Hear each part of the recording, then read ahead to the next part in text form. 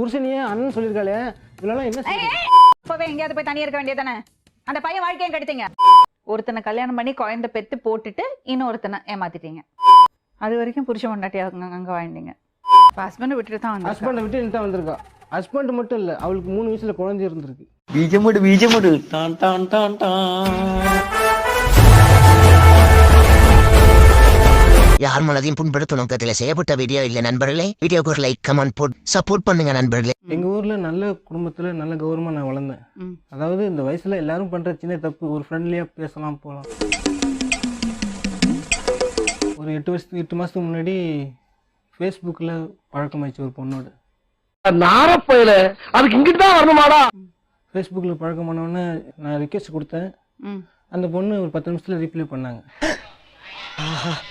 இந்த எல்லோ ஏதோ சரியா வரும் போல இருக்கு. பிக்கப் பண்ணிட வேண்டியதான். எதனால அந்த பொண்ணோட போட்டோ உள்ள போய் ஓபன் பண்ண தோணுச்சு? டாக்டர் ஜோதிகா போட்டோஸ் நல்லா இருந்துச்சு. இதெல்லாம் புயல் காத்துல உட்காந்து எவனா பொறி சாப்பிடுவான், அவங்கிட்ட போய் சொல்றா. அது இல்லாமல் நான் வந்து அஜித் ரசிகன். அந்த போட்டோஸ் இருந்துச்சு. தலைவர் போட்டோ யார்கிட்ட இருந்தாலும் நான் ரிக்வெஸ்ட் கொடுப்பேன். அது என்னோட ஹேபிட். ஒரு ஃப்ரெண்ட்லியாக பழகணும். ஃப்ரெண்ட்லியா பழகணும்னா என்ன பேசிப்பீங்க? என்ன சாட் பண்ணுவீங்க? டெய்லி சாட் பண்ணுவீங்களா? டெய்லி சாட் பண்ணுவேன். என்ன சாட் பண்ணுவீங்க? சொல்றேன், மக்களுக்காக சொல்றேன். ஒரு நாள் காலையில் எழுந்துச்சு குட் மார்னிங் சொல்லுவான். நான் ஆஃபீஸ் போகிறேன், 9 மணிக்கு போயிடுவேன், வரமாட்டேன், பேச மாட்டேன் அப்படின்னு சொல்லுவேன். கொஞ்சம் பிஸியாக இருப்பேன் அப்படின்னு சொல்லுவேன். சரி, இவன் டம்மி தான் போல் இருக்கு. சரி ஓகே அப்படின்னு சொல்லி போயிட்டே இருக்கும்போது ஒரு நாள் நம்பர் கொடுத்தேன். என்னோட நம்பர் கொடுத்தேன், வாட்ஸ்அப் நம்பர் கொடுத்தேன். கொடுத்தவொடனே அவங்களும் வாங்கிட்டாங்க. சோதிக்காதீங்க, சோதிக்காதீங்க. அதாவது வாட்ஸ்அப்பில் ஃபோட்டோ வச்சுருந்தாங்க. ஏங்க இதுதான் உங்கள் உண்மையான ஃபோட்டோவான்னு கேட்டேன். ஆமாங்க அப்படின்னு. உண்மையிலே நீங்கள் ரொம்ப அழகாக இருக்கீங்க அப்படின்னு.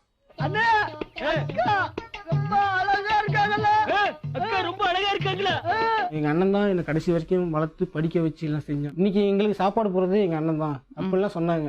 அப்போ நல்ல பொண்ணு தான். நல்ல பொண்ணு நிறைய லவ் பண்ணோன்னு அவங்க ஒரு 2 நாள் டைம் வேணும் அப்படின்னு சொன்னாங்க. சரி ஓகே, டைம் எத்தனை நாள் வேணும் டைம் எடுத்துக்க, பிரச்சனையே இல்லை.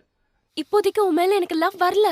எப்போ நாளைக்கு நாளை மறுநாள் கழிச்சு ஒரு மாசம் கழிச்சு ஒரு வருஷம் கழிச்சு பிடிச்சிருக்கா பிடிக்கல ஏதாவது ஒன்று சொல்லுங்க அப்படி சொன்னாங்க. அவங்க ஃபோட்டோ போட்டு கீழே வந்து ஐ லவ் யூன்னு ஒரு மெசேஜ் இருந்துச்சு. இதுக்கு என்ன மீனிங் நான் அவங்கள்ட்ட கேட்டேன். சொல்லணுமா? சொல்லணும் உங்களுக்கு தெரியாதா? எவ்வளவு கால இடைவேளை இருந்தது? ஃப்ரெண்ட் ரிக்வெஸ்ட் கொடுத்து லவ் பண்ணறதுக்கு நீங்க ப்ரப்போஸ் பண்ணதுக்கு எவ்வளவு கால இடைவேளை?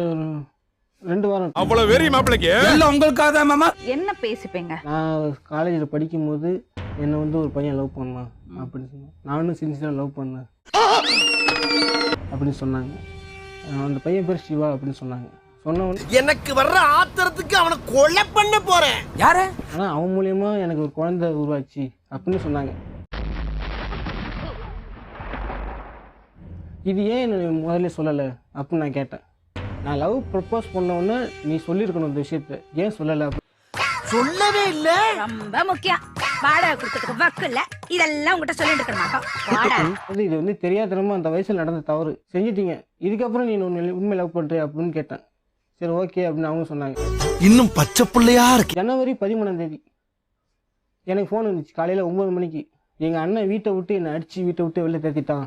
இது என்ன பிரமாதம்? இது விட பெசலைட் ஒண்ணு இருக்கு, கூவுடா. ஏன்டின்னு நான் கேட்டது. நான் வந்து இவனை செல்வகுமார் தான் கல்யாணம் பண்ணிப்பேன்னு சொன்னேன். அவன் ஒத்துக்கல, அதனால அடிச்சு வீட்டை விட்டு வெளில தேத்திட்டான். நான் நம்புற மாதிரி அங்க இருக்குது. ஆரம்பத்தில் நானும் தான் நம்பல. வந்து உங்க அண்ணன் சார் நான் இந்த மாதிரி நான் தான் பொண்ணு லவ் 6 மாசம் பொறுத்துக்கு எங்க அக்காவை கல்யாணம் பண்ணி கொடுத்துட்டு மறுபடியும் எங்க அம்மா வச்சு வந்து பொண்ணு கேட்கிறேன் அப்படின்னு. காலையில கிளம்பி எங்கயோ டூர் போலாம் கூப்பிட்டீங்க. எங்க பிளாக் தண்டர் போறோமா? இல்ல பொண்ணு பார்க்க போறோமாப்ல. பொண்ணு பார்க்க என்ன பண்ணலாம், வீட்டுக்கு கூட்டு போகலாமா இல்லை வேற எங்கேயாவது ஹாஸ்டலில் கொண்டு போய் சேர்க்கலாமா அப்படின்னு. வேற எதுவும் பண்ண முடியாது, என்ன பண்ண வேண்டிய சுச்சுவேஷன் இல்லை. ஓ அப்படியா விஷயம்? ஒரு நிமிஷம். அவ சொன்னது என்னன்னா, நீ வந்து இப்படி யோசிக்கிற, உங்க அக்கா இருக்காக நீ யோசிக்கிறான்னு, நீ என்ன யோசிக்க மாட்டேற. என்ன பத்திலாம் கொஞ்சம் கூட யோசிச்சு பார்க்க மாட்டேன்ல. அது இல்லாமல் என்னையும் யாரும் கண்டுக்கல, எங்கள் அண்ணனும் அடிச்சு வீட்டை விட்டு தேடிட்டாங்க. அப்போ நான் உன்னை லவ் பண்ண பாவத்துக்கு நான் எங்கேயாவது போகிறேன். போ போ போ நீ எங்க வேணாம் போ போ போ போ நீ ஒன்னும் வேணாம் போ அப்படின்னு சொன்னவொடனே அவன் மேலே வச்சிருந்த லவ் பல மடங்கு அதிகமாச்சு. என்னென்ன சொல்றான் பாருங்க, கம்பி கட்டுற கதையெல்லாம் எடுத்து போடுறான். சரி என்ன பண்ணலாம் வா அப்படின்னு சொல்லி நான் ஊருக்கே கூட்டு போயிட்டேன். என்னப்பா அண்ணன் ஒரு பெண் பண்ணி அழைச்சிட்டு வந்து வாசல் நிக்குதுப்பா. எங்கள் வீட்டுக்கு கூட்டு போனேன். மாதிரி இருக்கா, தட்டி கொண்டு வந்துட்டான். ஊரில் இருக்க எல்லாருமே என் வீட்டுக்கு வாசல் வந்து நின்ட்டாங்க. இவடையெல்லாம் நம்பி அப்படிதான் ஓடி ஆறாளும். கல்யாணம் முடிஞ்சு 1 வாரம் ஊரில் இருந்தேன். ஊரில் இருந்துட்டு அங்கேருந்து சென்னை வந்து எங்கள் ஓனர்கிட்ட பணம் வாங்கி வீடு அட்வான்ஸ் பார்த்து எங்க என் பண வளத்துக்கு பிடிக்காம போயிடுமோன்னு நினைச்சேன். அதுக்கே பிடிச்சிருச்சு. நீ இப்படி அட்வான்ஸ். அதுக்கப்புறமா அப்படியே போயிட்டுச்சு, கொஞ்ச நாள் போயிட்டுச்சு, நல்லா போயிட்டுச்சு. அதுக்கப்புறமா அவளோட ஃபோன், அவள் வந்து ஃபோனு யூஸ் பண்ண ஆரம்பிச்சு. ஹலோ சொல்லுடி, என்னடி இந்த நேரத்துல கால் பண்ணிருக்க? உன்னை பார்த்து ரொம்ப நேரம் ஆச்சா, அதான் கால் பண்ணேன். அவளோட ஃபோனை யூஸ் பண்ண ஆரம்பித்தா. யூஸ் பண்ண ஆரம்பிக்கும் அப்படியே நாளுக்கு நாள், ஒரு நாளைக்கு 9 மணிக்கு, ஒரு நாள் 10 மணி, ஒரு நாள் 11 மணி, அப்படியே நாள் அதிகரிச்சுட்டே போச்சு. சகல நிலைமை நினைச்சு ரொம்ப பரிதாபமா இருக்குப்பா. டைமிங்கே அதிகரிச்சுட்டே போச்சு. ஒரு நாள் 12 மணி வரைக்கும் ஃபோன் பேசிட்டு இருந்தான். யார்கிட்டடி பேசுகிற அப்படின்னு கேட்டான். என் ஃப்ரெண்டுகிட்ட அப்படின்னு சொன்னான். எனக்கு ஆத்திரங்கள் வருது. யார் உன் ஃப்ரெண்டு? மணிங்கிறவன் என் ஃப்ரெண்டு அப்படின்னு சொன்னான். கூட நான் பேசுன்னு சொல்லி நான் பேசினேன். ஹலோ பாஸ் நல்லா இருக்கீங்களா அப்படின்னு என்ன கேட்டான். ஆமா நீங்க யார் சார்? வார்த்தை அளந்து பஸ். அம்மா எங்கம்மா போறே இல்லை இது ஃபோன் ஆஃப் பண்ணிட்டு படுமான்னு சொன்னால் அவன் கேட்க மாட்டான். இல்லை நான் அப்படிதான் சரி அப்படின்னு சொன்னான். அதனாலே எங்களுக்குள்ள அந்த மொபைல்னாலே அடிக்கடி சண்டை வரும்.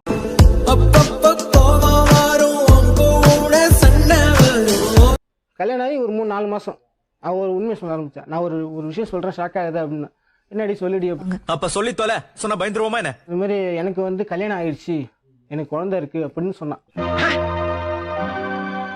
ஷாக் ஆகாதான்னு சொல்லிட்டு எனக்கு கல்யாணம் ஆயிடுச்சு, வேற ஒருத்தரோட முதல் தர கல்யாணம் ஆயிடுச்சு, குழந்தை இருக்கு அப்படின்னு அவன் சொல்கிறான். எல்லாரும் என்ன ஏமாத்துறாங்க. உண்மை என்னன்னா அவளுக்கு வந்து முதல் தரம் கல்யாணம் ஆயிடுச்சு. அதை மறைச்சு என் கூட சேட் பண்ணி லவ் பண்ணி அங்கேருந்து இங்கே வந்துருக்கு. பொம்பளைக்கு அடக்க இருக்கணும், அகம்பாவ இருக்கக்கூடாது, பொறுமை இருக்கணும், போக்கிரித்தனம் இருக்கக்கூடாது. ஹஸ்பண்டை விட்டுட்டு தான் வந்தா. ஹஸ்பண்டை விட்டு நின்று வந்திருக்கா.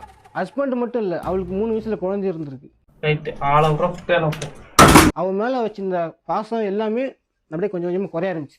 இன்னொருத்தனுடைய மனைவி அப்படின்னு நானே என்னை கேவலமாக நினச்சி, என்ன இதுக்கு இவ்வளவு கேவலப்பட்ட ஒரு பொழப்பு தேவையா? சரி நான் இப்போ இந்த வீட்டை காலி பண்ணுறேன்னா அப்போ நீ எங்கே தங்குவோம், நான் எங்கே தங்குவேன், நான் வந்து திருநெல்வேலிக்கே போகிறேன், நான் போய் என் பிள்ளைய பார்த்துக்கிறேன் அப்படின்னு அவன் சொல்கிறான். அட வெக்கம் கட்டுவீங்களா?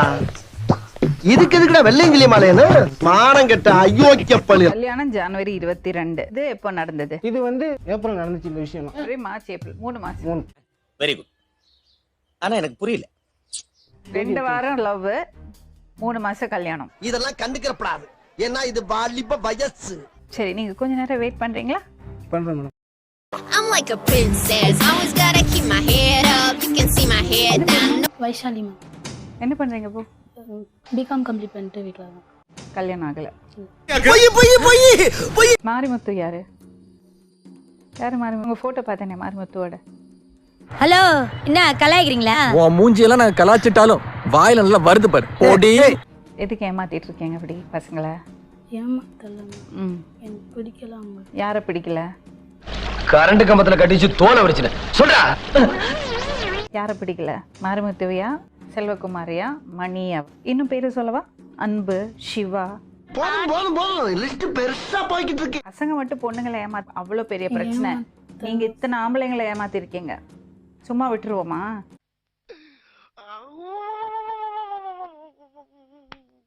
சரி அதுக்கப்புறம் சொல்லுங்க. மேரேஜ் பண்ணிக்கிட்டான், பிடிக்கல எங்க 2 பேருக்கும். ஏன்? ஆபீஸ் போறதுக்கு டைம் ஆயி போச்சு, நீங்க வேற ஆள்கிட்ட கெடுத்து. அப்பதான் செல்வகுமார பழக்கமாச்சு. எப்படி பழக்கமாச்சு சொல்லுங்க. ஃபேஸ்புக்கில் என்ன ஆச்சு? இதையும் பேசினேன், எனக்கு இங்க இருக்க பிடிக்கல அப்படின்னு. எதுக்கு ஒரு லிமிட் இருக்கு. பீலா வர்றதுல இந்த ஏரியாவிலே நம்பர் 1 நான் தான். அவர் உங்களை பத்தி நிறைய விஷயங்கள் சொன்னாரு. நீங்க அட்லீஸ்ட் உண்மையை பேசுங்க, இல்ல அவர் சொன்னதெல்லாம் உண்மையாயிடும். ஐயோ ஐயோ. அப்புறம் என்ன பண்ணீங்க? கல்யாணம் பண்ணி எப்படி? அவங்க வீட்டில். அப்ப குழந்தை வீட்டில் விட்டு. என்ன கொடுமை சரவணன். இப்போ அந்த பையன்ட்ட உண்மையா சொன்னீங்க? 2 monthsல சொல்லிட்டேன். அது வரைக்கும் புருஷ பொண்டாட்டி அங்க வாழ்ந்தீங்க. எங்க அப்பா உலகத்துல தோசையை திருப்பி போட்டு பாத்திருக்கேன், இப்ப இட்லியவே திருப்பி போடுறானே. ஒருத்தனை கல்யாணம் பண்ணி குழந்தை பெத்து போட்டுட்டு இன்னொருத்தனை ஏமாத்திட்டீங்க. ஏன் செல்வகுமார் விட்டு வந்தீங்க? வந்து இப்ப நான் என்ன உங்கள்ட்ட சொல்றது, தனியாவே இருக்கணும். தனியாவே இருக்கணும்னா எதுக்கு அந்த பையனை கல்யாணம் பண்ணீங்க? அப்பவே எங்கேயாவது போய் தனியா இருக்க வேண்டியதானே? அந்த பையன் வாழ்க்கையை கெடுத்தீங்க. மாமா கோவம் வந்துருச்சு. இனி அவர் மேல ஒரு அடி பட்டாலும் எரிமலை வெடிக்குண்டா. எவனுக்கு தெரியாது? மணி புருஷனையே அண்ணன் சொல்லியிருக்காளே, இவ்வளோ என்ன என் தலைவன் சிங்க வந்துட்டாடா. இவனை மட்டும் கார்கிலுக்கு ஒண்டி அனுப்புனா போகும்டா, பனிமலை எரிமலையா மாறும்டா. இன்னைக்கு இங்க வந்து உட்காந்துருக்கிறது காரணம் இவ. லவ் பண்ணுங்க சார், லைஃப் நல்லா இருக்கும்னா நாசமா தாண்டி போச்சு. எங்க நல்லா இருக்குது, எங்க நல்லா இருக்குது சொன்னவனதான் தேடுனுக்கிறேன் நானு. அதனால செம டேலண்ட் உனக்கு. எவ்வளவு கிரிமினல் மைண்ட் பாருங்க மேடம். நீ பொத்திட்டு உட்கார்ற. மேம் போன மாசம் இவ திருந்திட்டாளா தெரிஞ்சுக்கிறதுக்காக நானா கடைக்கு போய் ஒரு சிம்மு வாங்கி ஆயின்னு ஒரு மெசேஜ் அனுப்பிச்சேன். இவ ஹூஆயிரம் மெசேஜ் அனுப்பிச்சேன். ஆஹா, இவன் சும்மா இருந்தாலும் சண்டாளத்திற்கு இவன் நாலா பக்கம் சுத்தி சுத்தி வர்றா. என் பேர் வைஷாலி, தாம்பரத்துல இருக்கு அப்படின்னு அவன் சொல்றான். 1 மணி வரைக்கும் சாட் பண்றான். நம்பர் எவனே தெரியாதவன் அவன் கூட 1 மணி வரைக்கும் நீ சாட் பண்றியா அப்படின்னு திருநாம தான். நான் அசிங்கப்பட்டேன், அவமானப்பட்டேன், வெட்கப்பட்டேன், வேதனைப்பட்டேன், துக்கப்பட்டேன், துயரப்பட்டேன், கஷ்டப்பட்டேன், கவலைப்பட்டேன். இத்தனை பட்டு இன்னும் திருந்தலே குரு. இப்ப நாளைக்கு நீ எத்தனை பேரை மாத்துவேன், ஏமாத்துவேன்? என் கூட இருக்கும்போது தெரிஞ்சதுன்னு வச்சுக்கல இந்த விஷயம் ஓப்பனா சொல்றேன், கொலையே பண்ணிருப்பேன் மேடம் நான். ஏன்டா அப்படி இருக்கீங்க, ஏன்டா அப்படி இருக்கீங்க? உங்க சைட்ல இருந்து தப்பு இருக்கு, முதல்ல அதை உணருங்க. தப்பு நான் செஞ்சது தப்பு, அதனாலதான் இவ்வளவு நாள் வெயிட் பண்ணேன். அடங்கப்பா, இது உலக நடிப்புடா சாமி. இந்த விஷயம் யாருக்கும் தெரிய வேணாம், நமக்குள்ளே முடிச்சுக்கலாம்னு சொல்லி ஒரு தடவையா 2 தடவையா கிட்டத்தட்ட 1 மாசம் ஃபுல்லா. லட்சுமி, நடந்தது நடந்து போச்சு. இந்த விஷயம் நமக்குள்ளே இருக்கட்டும், வெளியே தெரிஞ்சிடப்படாது. நல்லா வாழணும், நல்ல கெரியர் இருக்கணும், நல்லா ஆசைப்படுறது தப்பே கிடையாது. ஆனா எல்லாத்துக்கும் ஒரு முறை இருக்கு. ஆண்டு காலம் வாழ்க, நோய் நொடி இல்லாமல் வளர்க. அப்புறம் எங்கடா ஆளக்கானா? மறக்காம சர்ப்ரைஸ் பண்ணுங்க. தேங்க்யூ.